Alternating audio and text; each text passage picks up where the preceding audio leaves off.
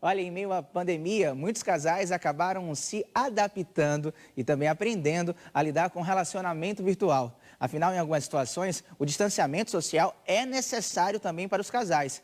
E como será a comemoração do Dia dos Namorados nesse dia 12 de junho? Quem vai responder para a gente essa pergunta é a psicóloga Darlane Andrade, que já vai brilhar aqui no nosso telão. Darlane, boa tarde. Seja bem-vinda ao nosso TV a Revista. Oi, Rony. Boa tarde. Obrigada pelo convite. É o seguinte, doutora, primeiro eu quero falar o seguinte, vamos falar dos casais, certo? Que nesse momento estão distantes nessa quarentena, os casais que não estão na mesma casa, o que fazer para matar essa saudade e minimizar um pouquinho a tristeza de ter o amor longe no Dia dos Namorados?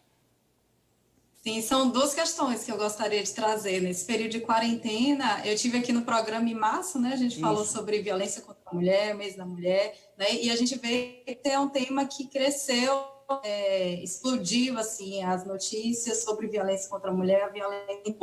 Então, o confinamento acabou também proporcionando essa hiperconvivência, né, com o agressor, as dificuldades, os conflitos familiares. Então, a gente tem o desafio de lidar com toda essa situação. E também trazendo o outro lado, né, porque não tem só coisas ruins, a hiperconvivência também pode colaborar para essa proximidade maior entre os casais, que estão dentro de casa e também os fora de casa, né, que estão em distanciamento, em cidade diferente, na mesma cidade, mas não agora se encontrar em função de toda a orientação, né, da distanciamento social. Então, a gente observa que a internet está um pouco estável, mas vou continuar falando. A gente observa que é importante que os casais trabalhem muito a comunicação, que a comunicação, né, é a chave das relações hoje, né? Então a gente vê que hoje há vários modelos de relacionamentos, não tem uma regra para seguir, né, em torno das relações. As regras elas são construídas entre os pares ou entre os trios, né, falando de diversidade de relações. De ver, por exemplo, no caso do poliamor, que envolve mais de uma pessoa, mais de duas pessoas, no caso.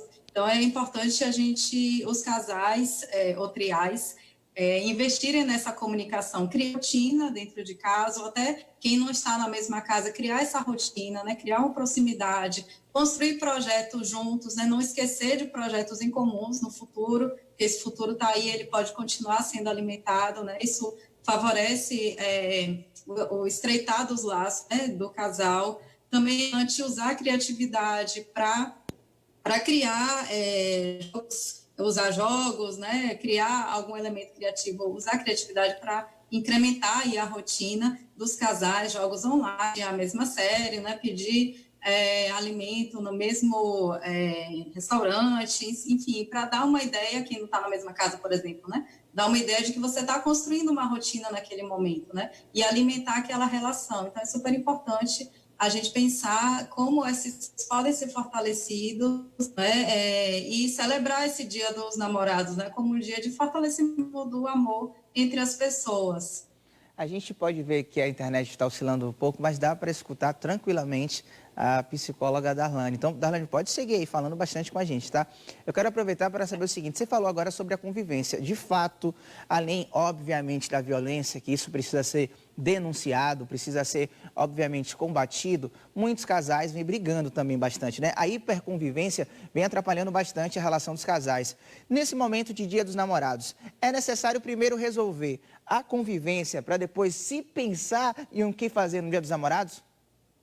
Sim, isso é uma tarefa diária para os casais, né? E a gente vai ver como nesse período de pandemia há um estresse causado pela própria situação, né? Pela própria situação, o contexto ele não está favorecendo, e aí a gente tem que se valer, né, do que a gente pode fazer para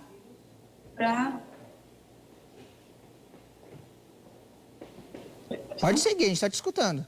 certo, né? O que a gente pode preservar, inclusive, a saúde mental, que a saúde Sim. mental depende também da qualidade das relações que a gente tem. Então, as relações, elas vão ter um suporte importante para a nossa saúde mental, para o nosso bem-estar. Então, manter contato com as pessoas do nosso afeto, isso é fundamental para a gente poder passar de uma forma mais tranquila essa pandemia, né? Esse contexto que já por si ele já é estressor, né? Então, a gente vai ver no campo da psicologia como grande desafio, já tem sido grande, a busca por terapia online, por exemplo, ela está né, onde ela está aí, porque as pessoas precisam desse suporte para passar melhor esse período de crise. E no campo dos relacionamentos, as ansiedades, né, ansiedade que a gente fala muito, ansiedade em torno do desempenho pessoal, desempenho afetivo no sentido do cuidado, será que eu estou cuidando direito da minha relação, será que eu estou cuidando direito do outro, né?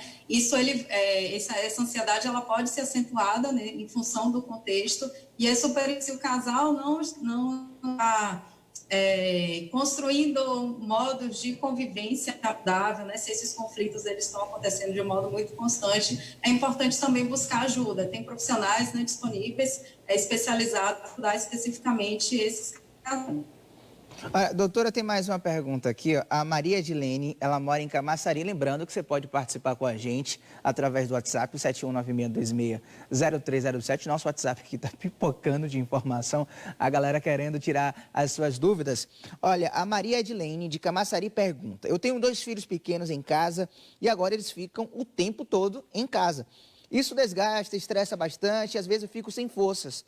Como fazer para deixar as crianças mais quietinhas e resolver essa situação para ter um pouco mais de tempo para o meu marido? Essa deve ser, inclusive, Darlane, uma situação, uma realidade de muitos casais nessa quarentena, né? As crianças que iam para as escolas, que faziam outras atividades, estão em casa com um monte de atividades, com várias energias, na verdade, cheia de energia, e fica bastante complicado, né?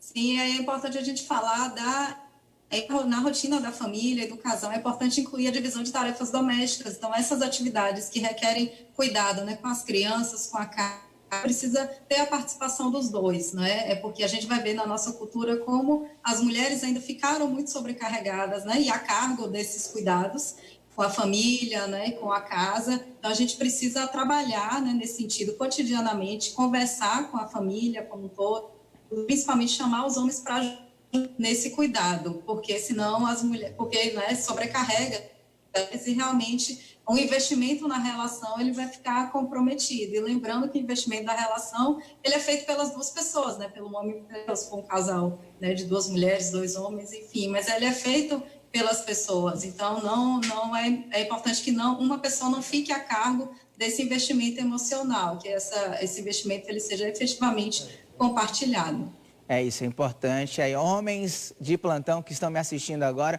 parceiro, vamos ajudar mesmo, né, a sua parceira em casa, nas atividades de casa. Não custa nada lavar prato, lavar um banheiro, dividir as tarefas domésticas que não são, na